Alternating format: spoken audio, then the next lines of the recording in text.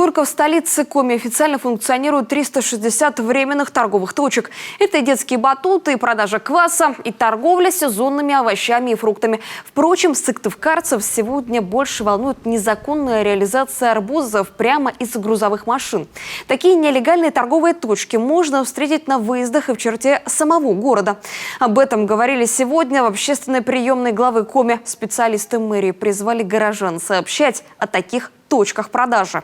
По обращению граждан администрации города, управлением экономики и анализа, отделом предпринимательства и торговли совместно с полицией осуществляются рейды, во время которых выявляются граждане, осуществляющие эту нелегальную деятельность. Полицией устанавливается их личность и могут быть возбуждены дела об административных правонарушениях.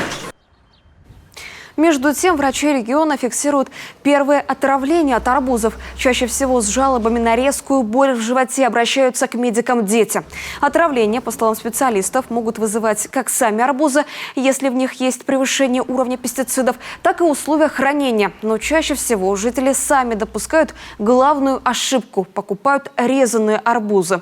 Именно при нарушении целостности бахчи и начинают активно размножаться опасные бактерии.